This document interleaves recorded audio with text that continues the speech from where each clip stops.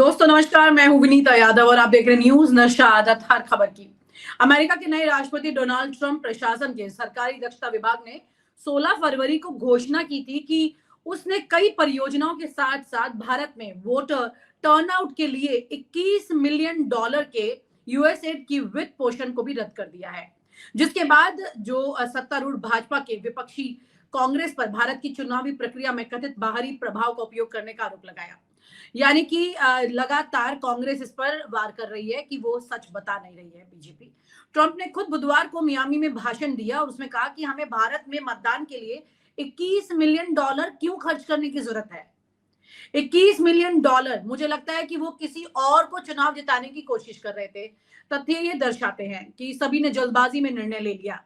अब एक बड़ी खबर सामने आई है इंडियन एक्सप्रेस की। इंडियन एक्सप्रेस ने ये खुलासा सामने कर दिया है और ये बता दिया है कि 21 मिलियन डॉलर की ये राशि 2022 में भारत के लिए नहीं बल्कि बांग्लादेश के लिए अप्रूव की थी। इसमें से 13.4 मिलियन डॉलर पहले ही दिए जा चुके हैं, जो जनवरी 2024 के चुनावों में, और इन चुनाव की अखंडता पर सवालिया निशान भी खड़ा हो रहा है। बांग्लादेश के छात्रों के बीच राजनीतिक और नागरिक जुड़ाव के लिए दिए गए थे, जो शेख हसीना को पद से हटाने से 7 महीने पहले हुआ था। आइए हमारे साथ चर्चा के लिए मुकेश कौशिक जी जुड़ रहे हैं, वरिष्ठ पत्रकार, उन्हीं से समझेंगे ये यूएसएड का इतना बड़ा जो फंड है 21 मिलियन डॉलर, ये मामला क्या है मुकेश जी? क्योंकि सवाल ये है कि अगर ये बांग्लादेश को दिया था और इंडियन एक्सप्रेस सीधा ये कह रहा है, खुलासा कर रहा है, तो फिर यहाँ पर ये अपनी पीठ की थपथपाई जा रही है कि देखिए देश के लिए कितना कर रहे हैं। मतलब ये बिल्कुल ऐसे ही है कि सूचना कपास चुराहे से लट्ठम लट्ठा। अभी भारतीय जनता पार्टी और कांग्रेस के बीच में इस बात को लेकर लड़ाई शुरू हो चुकी है और दुनिया के सबसे बड़े लोकतंत्र, सबसे ताकतवर लोकतंत्र का राष्ट्रपति अपने मंच से खड़ा होकर इस पर हैरानी जाहिर करता है कि oh gosh, 21 million dollar, where it was going. ये किसको जिताने के लिए, किसी और को जिताने के लिए था क्या? और अगर एक्सप्रेस की बात मान ली जाए तो ये कि वो पैसा जो भारत में आया ही नहीं, वो बांग्लादेश के लिए था, क्रिटिकल डेमोक्रेसीज को बचाने के लिए था। तो इनमें से कौन सही है? पिछले 2-3 दिन से हम भी अपने बैक हैंड पर रिसर्च करते रहे हैं कि ये पैसा आखिर गया कहाँ है, और इसके लिए जो स्लैंडरस आरोप दुनिया भर के इधर उधर के संस्थानों पर लगने शुरू हो गए हैं, उनकी ट्रोलिंग शुरू हो चुकी है, उनकी जान को खतरे पैदा हो चुके हैं। उन जर्नलिस्टों के नाम भी जो एक खास विचारधारा के अखबार पर उसमें आके जब सामने आए, तो वो लोग बेचारे अब अपने आप को थ्रेटन महसूस कर रहे हैं कि कहीं हमारे ऊपर कोई हमले तो नहीं हो जाएंगे, कोई कार्रवाई तो नहीं हो जाएगी।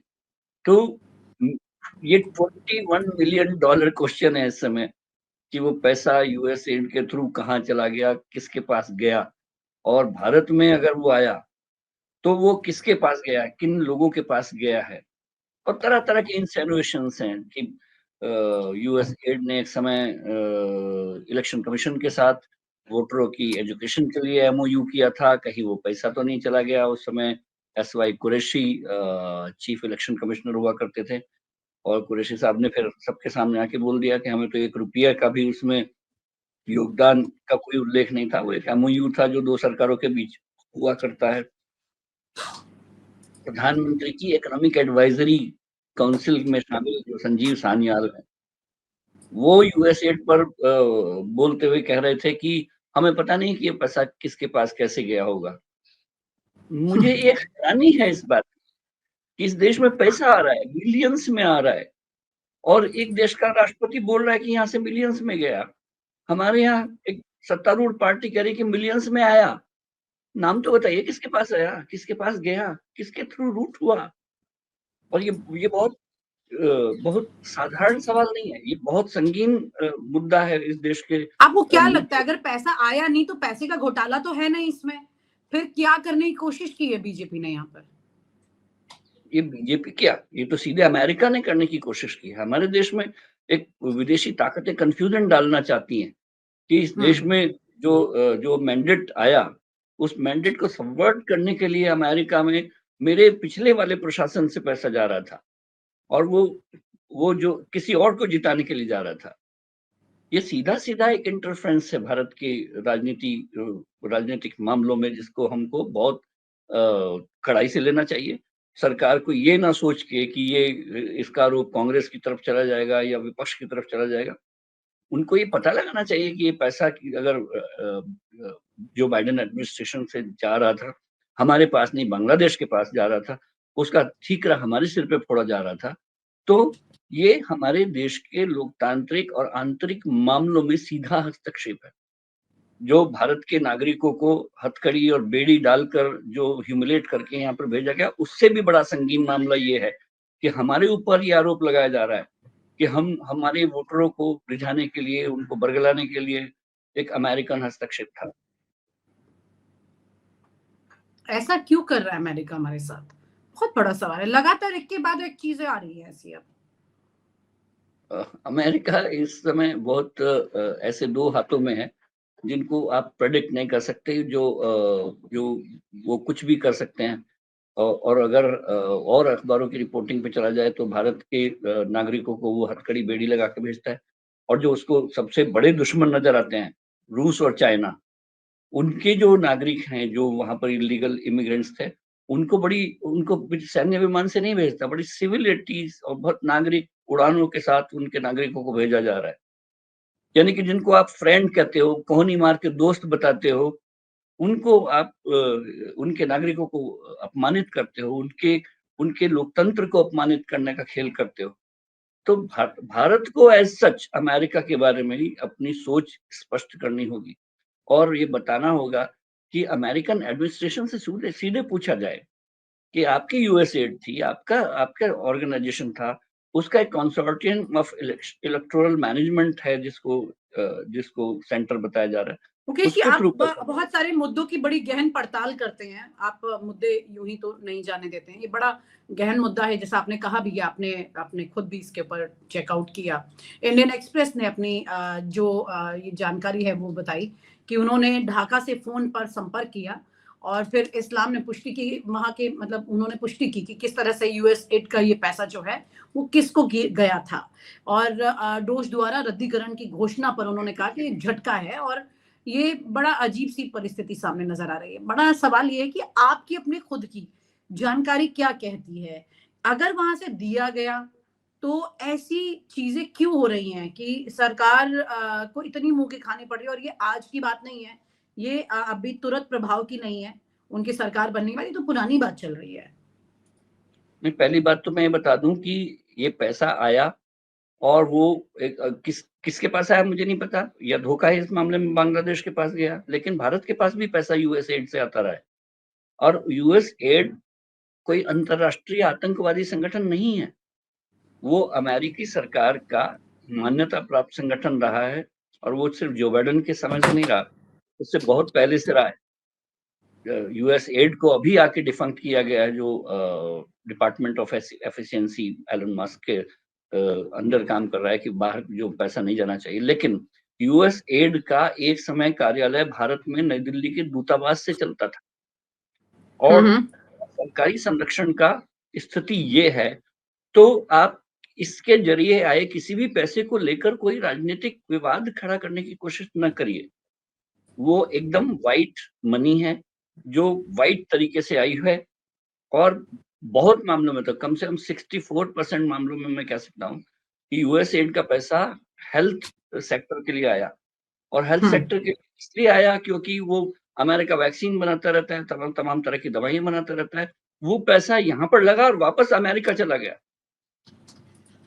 तो इसलिए फ्लो बैक हो रहा था, अमेरिका किसी को दान नहीं कर रहा था, वो पैसा हमारे लोगों के लिए आता था। और आपको बहुत बहुत बड़ी हैरानी होगी ये जानकर कि जिसको नेशनल फैमिली हेल्थ सर्वे कहते हैं, जिसमें इस देश के हर नागरिक का हेल्थ डेटा, उसकी प्रेफरेंसेस, उस पर होने वाली यातनाएं, प्रताड़नाएं, उसके सेक्सुअल ओरिएंटेशन, उसके उसके तंबाकू से लेकर शराब के सेवन तक की जानकारी की बारीक बारीक data national family health survey conduct करता है। और वो कौन कंडक्ट कर रहा था? वो सारा जिम्मा यूएस एड के पास था। ओके। और इसी सरकार के दौरान पिछले वाले कार्यकाल तक उसके पास ये जिम्मा था। ये तो दूसरे कार्यकाल में हम लोग अचानक जागे कि अरे कोई हाँ, मैं ये अमेरिकी जानना चाह रही हूँ कि पिछले कार्यकाल से भारत के लिए अमेरिका की बातें जो हैं वो थोड़ी कड़ी होती जा रही हैं, टाइट हो गई हैं। सिचुएशन पहले जैसी नहीं है।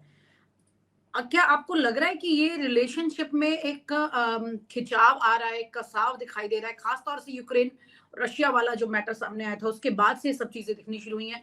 अब हर बात पर कुछ ना कुछ परेशानियां सामने निकल कर आ रही है।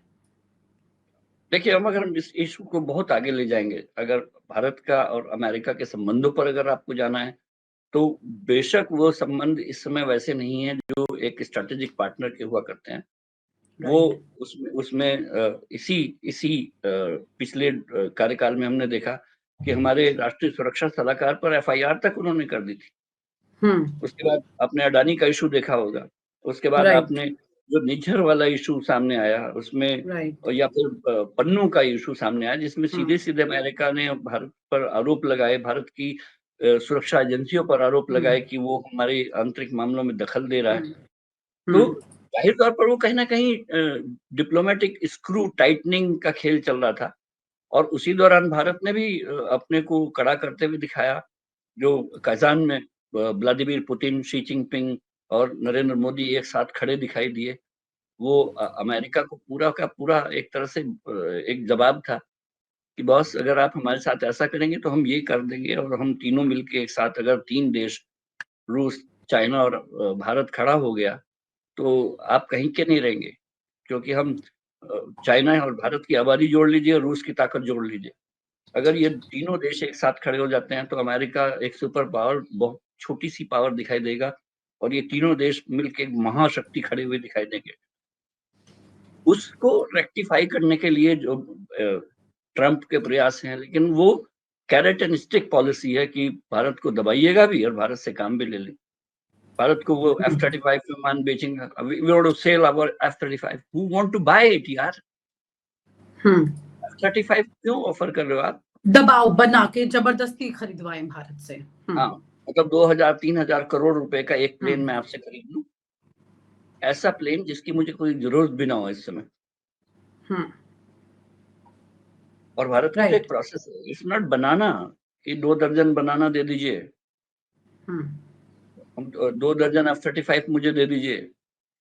इसकी पूरी 10 साल की, 8 साल की एक प्रोसेस चलती है कि भारतीय वायुसेना को कौन सा प्लेन चाहिए, उसकी आरएफपी होगी, उसके बारे में उसके टेक्निकल पैरामीटर्स होंगे, हमको 1 इंजन चाहिए, 2 इंजन वाला फाइटर प्लेन चाहिए, हमको इसका रिप्लेसमेंट चाहिए, उसके बाद सरकार की मुहर, आरएफपी प्रोसेस, L1 वेंडर, ये सब चलता है। और एक एक देश का राष्ट्रपति मुझसे बोलता है कि we want to sell you. ये ट्रंप को अपने आप को थोड़ा सुधारना होगा। He's a man in hurry। एक कार्यकाल हो चुका है, दूसरे कार्यकाल सामने है, उनको लगता है कि सुपर पावर हमको बनना है, तो 2 थप्पड़ पनामा पर लगाइए, 2 थप्पड़ ग्रीनलैंड पर लगाइए, 1 थप्पड़ हमास पर लगाइए, 1 थप्पड़ यूक्रेन पर लगाइए, and become the super power। It's not so easy। ऐसी परिस्थिति क्यों आ रही है इस वक्त की लगातार भारत एक बैकफुट पे जा रहा है? हमारी डिप्लोमेसी क्या कर रही है? क्योंकि यहाँ पर डिप्लोमेटिक स्टैंड्स बहुत इंपॉर्टेंट हो जाते हैं। किस तरह से मोदी जी जो कि एक इंटरनेशनल ब्रांडिंग कर रहे थे अपनी, वो अचानक से पता लग रहा है कि डिप्लोमेटिक लेवल पर बार बार फेल हो रहे हैं। ऐसा नहीं है कि इस तरह की परिस्थिति पहली बार आई हो, पहले भी आई है। अक्सर चर्चाओं में लोग इंदिरा गांधी की भी उस परिस्थिति की जिक्र किया करते थे, कैसे वो रशिया और अमेरिका के बीच में फंसी थी और कैसे उन्होंने उसको हैंडल किया था। वहीं पर आज मोदी जो हैं वो कैसे इसे मैनेज कर रहे हैं या बार बार फेल हो रहे हैं? देखिए, मुझे इसको अगर डिप्लोमेटिक फेलियर, तो मुझे एक बड़ा वर्ड लगता है कहने में, क्योंकि भारत को अगर अपने इलीगल माइग्रेंट्स वापस लेने पड़े हैं, तो इसमें एंटायरली मेरी गलती है कि कुछ नागरिक हमारे भारत के लोगों के झांसे में आए और इलीगली बॉर्डर क्रॉस किया, चले गए और वहां पे जाके पकड़े गए। They are in no way innocent citizens. उनको भारत को एक्सेप्ट वापस करना ही होगा, और उसमें ठीक है, देखिए ह्यूमिलेशन। उनकी एक बड़ी वजह ये भी होती है कि उनको भारत में वो अपॉर्चुनिटीज नहीं मिल रही हैं जो अमेरिका में तलाश करके दैट्स अपनी अ वेरी जान को लार्जर जोखिम में डाल क्वेश्चन। के वो चले गए। That's a very larger question. वो बेरोजगारी का सवाल पे खड़ा हो जाएगा। मैं कह रहा हूं कि डिप्लोमेटिकली आपको उन नागरिकों को एक्सेप्ट करना ही होगा जो मेरे यहाँ से इलीगली गए हैं। और अगर वो किसी भी ढंग से ह्यूमिलिएट भी करके वापस भेजे जाते हैं, तो जैसा कि एस जयशंकर पार्लियामेंट में बोल रहे थे कि कोई नई बात नहीं है, रेस्ट्रेन होकर नागरिकों को लाया ही गया है, तो मतलब ये पुराना चलता रहा है, तो हम बेइज्जत इस समय भी हो रहे हैं, पुराने समय में भी हुए थे। ये नहीं बता पाए कि हम लोग बहुत डिफरेंट लीडरशिप हैं, हम लोग बेइज्जती पुराने की तरफ बर्दाश्त नहीं करते हैं। इस मामलों में उसमें जयशंकर को पुराने इश्यूज को पर जाना पड़ा कि ये तो ऐसे ही आते रहे थे। आप ये क्यों नहीं बोलते कि वो ऐसे ही आते रहे थे, लेकिन अब हम ऐसे एक्सेप्ट नहीं करेंगे। Jaishankar should be firm enough in this कि होता रहेगा कांग्रेस के कार्यकाल में, मोदी ऐसे नहीं है। ठीक है, हम उनके लिए इसको चलता है accept करके नहीं उन्होंने इसे चला दिया, ये वाले चला, रवैये। बर्दाश्त कर लिया। लेकिन F-35 सेल के मामले में मुझे I will give full marks to my foreign secretary Vikram Mishra ji. तो जैसे ही उन्होंने कहा, आधे घंटे बाद विक्रम मिश्र ने खारिज कर दिया उनका प्रस्ताव को, बोले कि हम लोगों की एक प्रोसेस है और I don't think that any proposal of buying any such aircraft is on the cards. तो इसको हिम्मत कहते हैं जी। इस, यानी कि इस हमारे हमारे हमारे जो डिप्लोमैट्स हैं वो एक बेहतर, हालांकि एस जयशंकर खुद डिप्लोमैट रहे हैं और अच्छा खासा उनका एक्सपीरियंस रहा है अमेरिका में रहने का इसको लेकर, लेकिन उसके बावजूद भी उनकी सोच जो है वो एक डिप्लोमैट की तरह कम और एक नेता की तरह ज्यादा हो गई है। ऐसी परिस्थिति आजकल मुझे दिखाई तो दे रही लगता है। है कि ना वो डिप्लोमेट रह गए हैं ना नेता बन पाए, तो बीच में कहीं कुछ जयशंकर की स्थिति है। वो he is trying to act as leader but having a past of a diplomat. तो इस दोनों लाइन के बीच में वो अच्छे डिप्लोमेसी कर रहे हैं, अच्छी लीडरशिप। उनको अपने आप को तय करना होगा कि मैं इस देश का 140 करोड़ के देश का एक मजबूत विदेश मंत्री हूँ, और उसकी परंपरा उस फुट स्टेप में अपने आप को रखना होगा और उस हिसाब से अपनी अंग्रेजी को मजबूत करना होगा। जी, अंग्रेजी भी और दाव पेच भी मजबूत करने होंगे, वरना इसी तरह की मात खानी पड़ेगी बार बार। बहुत बहुत शुक्रिया, thank you so much Mukesh ji for sharing your thoughts on this with us.